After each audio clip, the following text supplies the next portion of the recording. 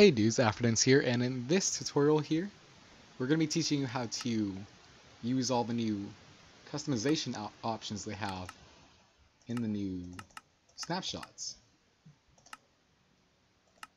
Specifically on the third page. Now, I took the time to figure out what all these little buttons mean. So let's go ahead and jump right into this thing here. Alright, now, so the way I did this was I went ahead and spawned in a world, and if you want the seed, go ahead and check it out for yourself. It's actually a pretty cool seed. There's that creepy sound. I hope the creepy sound doesn't play, like, if that's just like a world thing for the seed. I don't know. Anyways, I spawned in this world here without messing with any of the settings whatsoever, just so I could have a comparison, for every setting I changed. I particularly like this area over here, some random floating blocks. I love random floating blocks, in case you didn't know. But yeah, this is what this seed is supposed to look like under normal circumstances. But now we have jumped into a world which has been changed a little bit in the new world. What are they called? In the new world settings. Anyways, that little hill area we were at just a little while ago, right before I cut, that's what this has become. This world here was created by specifically using the X noise scale thingy. So if you'll notice, what this does is that everything along the X axis is sort of, I don't know, amplified, I guess you could say. If you go along here, this red line, this is the X axis. So what that knob does is that it kind of, amplify, for lack of a better word. And that's what it does, all along the X axis. So moving on here into the next world, and get this done as soon as possible. However, I haven't tried recording while doing this, and some of the worlds are a bit laggy without even recording at all. So it'll be interesting to see what happens. So let's jump into this world. This is a world created with using the Z noise knob thing. And as you can see here, or as you could probably guess actually, what this does, it creates noise along the Z axis of the world. So as you can see, that mountainous area that we saw in the beginning, that has turned into this. Everything is sort of expanded on the Z axis. You can, at a certain angles, you can almost see like lines appearing in the land generation. Now here we have the world where the Y noise thing was turned up. And in here we'll see there's not much of a change actually, except for the fact that all the hills are a little bit, well, hillier. We're often going to come to this area over here since this is the most significant part of the map that's close by. What's changed here, as you can see, is that, well, all the hills were sort of turned into mountains of sorts, which makes sense being that it's noise along the Y-axis, Y being up and down, as you all know. Now we're going to get into the stuff that's just a little bit more fun in world generation. Now, the Z depth noise button, which is right here. And by the way, for all of these settings in all the worlds that I'm showcasing right now, I turned all the way up. So let's go ahead and jump into this world here. Now in this world, it's kind of hard to tell the difference and kind of see what exactly changed. But everything is a little bit more, the slopes are a little bit more intense as far as, the hills and everything. Which, I don't know, that's what it looks like to me, but it doesn't make sense, but that's what happens. You can go ahead and pause the video here and look back at the beginning and try and see if you could spot a difference, but I really can't. There's not much of a difference at all. So we're going to go on to the next one here. I like how I told you guys this is where it gets interesting, but there's no change here. Alright, moving on. Alright, what's interesting about the depth exponent world is that turning up the depth exponent thing itself doesn't really do anything, being that it's an exponent, and, you know, that's just how exponents work. Now, if you turn up, the only way to get this to work is that if you turn up depth base, but we'll go into that one later. But depth base and depth exponent together actually does do something. So we'll go into the world right here. And why? Oh, there we go. I was confused. I was in a Steve skin. As you can see, the world generation is getting a little bit more crazy here. We're well above cloud level, actually. I didn't notice that before. These are the riverbeds here, mind you. So this is a really high world. We're up at y equals 172. That's pretty crazy. We go around here. Just basically everything is just really high. That's about all I can say about this. Everything is just really high. And the hills are a lot more steep, being as that, you know, it's depth exponent. You know, you have to have the height in order to get the depth exponent. And, well, with the height, you can go ahead and go deeper with the depth. Try and explain this the best way I can. Now we're going to jump into the next world here. Okay, so now we're going into the depth base I was talking about. This one is pretty interesting. Let's just see for ourselves. This is some pretty radical land gen right here. Let's see, what height are we at? The top of this tree is at nearly world height limit. I bet this one reaches it. No, not quite. But it's close. So, just taking a look at this world, what you can see is that the depth I think it's a depth scale button. Turning that all the way up, this is what kind of land generation it will get you. A really mountainous landscape is about all that's to it right now. Which is actually what a lot of these buttons do, but they sort of all do them in their own special way. And that's what I'm trying to get at here. Being is that this is a tutorial on how to operate the land customization options. So we're going to go into the next world. This one is a really fun world. Coordinate scale noise. Let's just see. Everything is pointy. Everything is going to impale you if you were to fall on top of it. Just like imagine impaling yourself on this spire of rock and dirt here. Everything is pointy. Everything. I think this is one of my most favorite things to do in custom world generation. Is just turning this coordinate noise button all the way up and just having these points everywhere. I don't know why, I just find them so entertaining. I think this is supposed to be a cave here. Some cave, man. Let's go ahead and move on to the next one here. Oh, sorry, in the last little bit right there, I said it was coordinate scale noise. But it's just coordinate scale itself, but I don't know. You guys can figure that out for yourself. Everything I'm covering is just right here, and I'm going in order, actually. I'm being very careful to do that. So, moving on to the next one, we have height scale. Turning this all the way up, well, it does something a little bit surprising.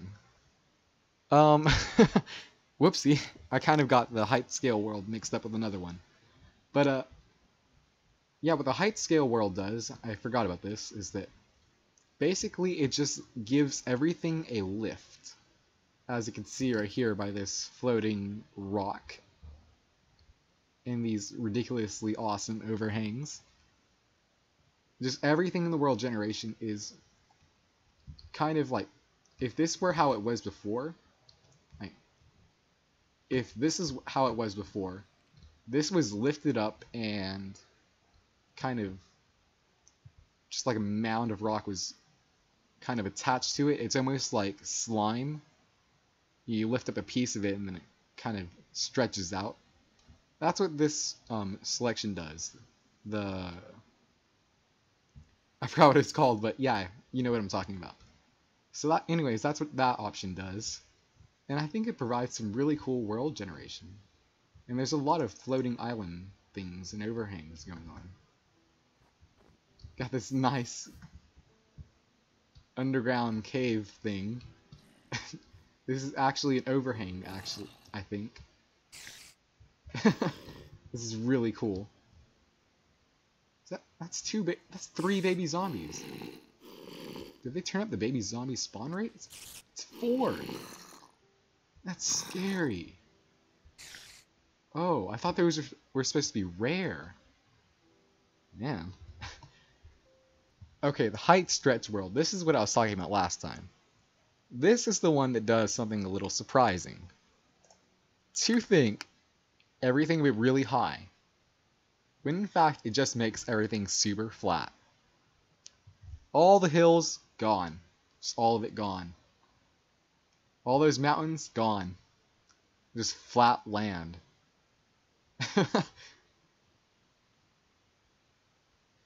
So if you ever want a super flat world with some hills in it, which doesn't really make any sense to me, this is what you're supposed to do.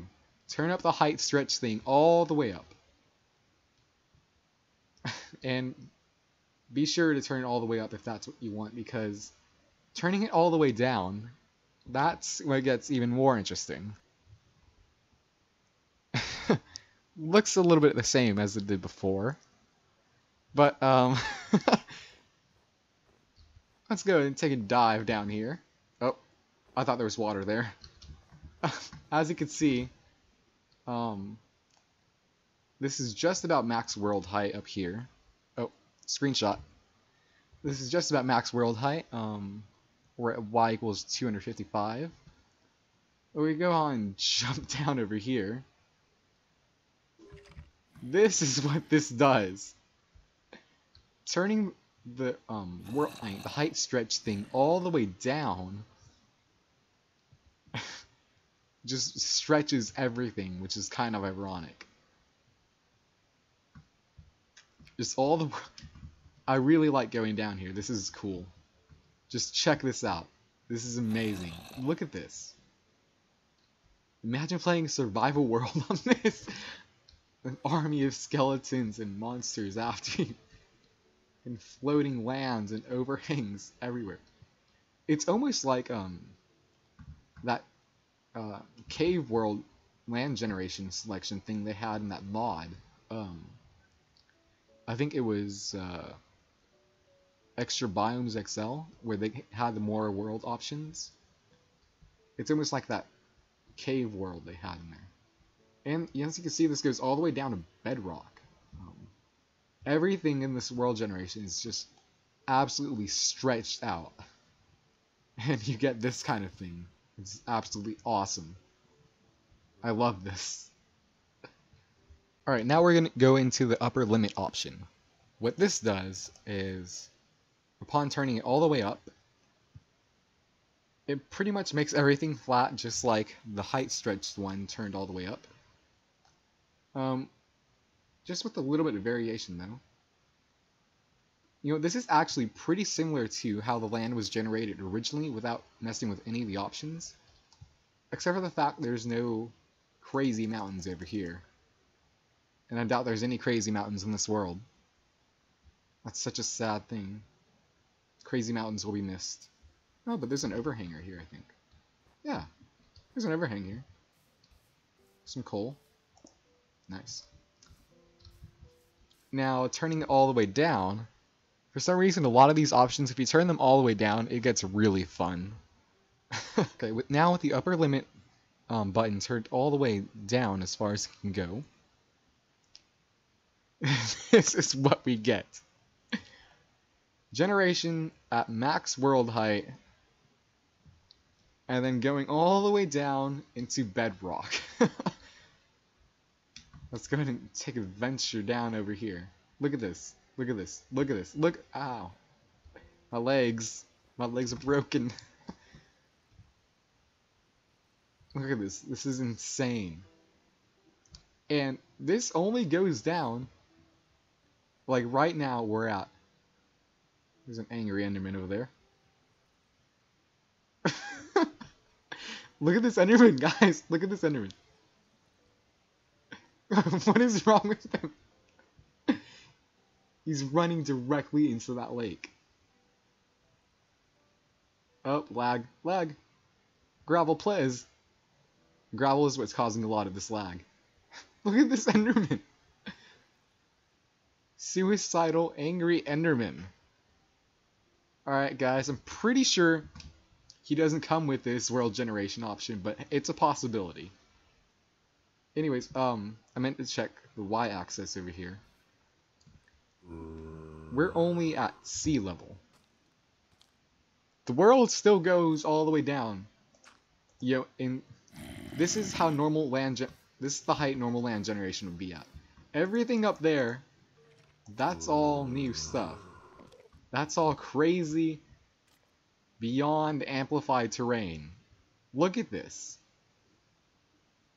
Gaze at it in glory. For this is amazing. Look at this, it's like a floating stone. Oh, gravel, please. Okay, gravel. No! I probably should flee around a little bit more on this. Okay, I think we stabled out a little bit here. Yeah, you have like these floating rock masses. There's the gravel. There's the gravel. It's actually going a little bit smoother now. It's nice. Where's this gravel coming from? I don't even know where this gravel fell from. Look at how high this goes. This is like amplified terrain. Amplified times 2. This is utterly ridiculous. Play this in a survival world, good luck. That's all I have to say. Although that'd be really awesome to do. But anyways, enough fun with this world. We're going to move on to the next one. Oh, gravel, gravel, gravel. Yeah, let's go ahead and get out of here before I crash. Okay, so now we're going to go into the lower limit option. Now, this is how it is turned all the way up. And you get something like how that preset with the floating islands thing that they have in the options. You get something kind of like that. Wait a minute. This is normal. I don't know what I'm talking about. I really should have planned this out more. Yeah, this is almost like the normal terrain that was generated without messing with anything. However, it does appear it looks almost as if everything was lifted up one block. Or maybe a couple blocks. Like, this wasn't here before, but other than that, everything is the same. This wasn't lifted up like this. Well, that's the only difference I could spot. I don't know, maybe you guys could go more into this. This is just all a really early thing, guys.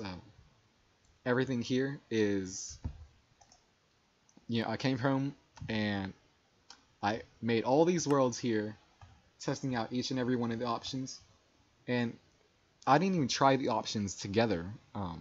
So they might do completely different things when you try them together, but you know, at least you get the gist of what they do through this tutorial. Now, with the world limit turned all the way down, you get something like you had before, except a little bit more usable as far as a survival world. Just a little bit more usable. Let's jump on down over here. Whee! And we're down at ocean level now. And as you can see, this goes all the way down to bedrock. Ooh, this looks nice. I haven't been over here. Oh, would you look at that? Oh, I thought this was clear skies. No, there's rocks up here. Oh, maybe yeah, it is clear skies. Wow, would you look at that? Now, this area looks nice. I like this. Yeah. Anyways, you could have a lot of fun turning down a couple of options into negatives. Or all the way down, really. You can't go into negatives, but if you can, that will be absolutely ludicrous. Look at this. This is the Z-scale. Right. This is the lower limit option turned all the way down, which I think it's a 0.1 value. Oh, lag. But we're going to go into the next world here. Alright, we're gonna go ahead and come into we're starting to get into the end of these world options things. But upon turning the biome height all the way up, this is what you get. Instant death. You must forever survive up here. Or dig down, but that'll take forever. So let's go ahead and jump down over here. This is a riverbed, or at least what used to be a riverbed in original terrain generation. But everything is just ridiculously high. All of it. Every hill, every crevice is just brought up all the way to max world height. There's a wolf up here chilling on the edge of the world. This is amazing. I must make you my wolf. Where are the bones? Wolf, you shall be Where did the wolf go? Wolf, no! No! Ah! Oh, that's so sad. Wolf will be missed. Oh, that's so sad. Let's go ahead and go into another thing here. This is actually kind of cool flying over it like this. It's almost like you have chunk errors, but there's land all the way down here. Dunk. Alright, moving on. Alright, I miscalled that last time. I'm doing this in a series of cuts, so it's really awkward me referring to it even on a different cut, really. But that world generation was called Biome Depth Weight, which you probably saw whenever I went into it. But I just felt like I should go back and kind of fix my mistake here. So now we're going to Biome Depth Offset, which, turning that all the way up, spawns you super flat world. Somehow. Somehow. But here's the catch. We are at max world height. And if you fly around here, I think I saw... Yep. We're in a super flat world with a hole in it.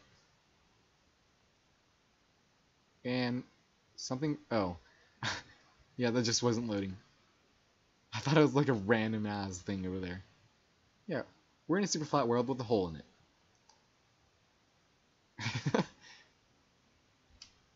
So, yeah. I wonder what happens if we dig down. Yeah, this thing is just solid. This is solid. Have fun with this. That's what the biome offset thing turned all the way up does. Just for your information, you know. This whole video is just for your information. The option thing says only expert users only. But I'm going to make us all expert users so everyone can use this. Because this is an amazing feature. Everyone should be able to use this. It shouldn't be down to a select few. So let's go down into our next world here. And this is the biome scale weight. This one, I recall, was pretty fun as well. Yep, this one's fun. This is pretty much max world height, except it's not quite there. Let's bring that up. So, this is fun, right? All this world generation is ridiculously awesome. I think it's even better than the amplified terrain. And if you jump off from there and somehow manage to survive, you will find a pretty normal world except mountains looming over you all the time. But yeah, it's pretty normal down here. Yeah, just a normal river. That's kind of cool right there. All of this is just absolutely, utterly cool. So, that was the final option, I think. Let's go ahead and check. Biome scale offset. Didn't I just go into this one? Oh, biome scale weight. Okay, so this is the biome scale offset world. Turning this all the way up will give you terrain like this. This is pretty much max world height, but this one's actually playable, I think. There is no ridiculously... Okay, it's pretty hard not to... Okay, there's no ridiculously big drops that go all the way to the bottom of the world. Let's just leave it at that. But it will take you forever to get down to diamond level. But yeah, you could actually play this in a legitimate survival world. Whoa, spider, super spider.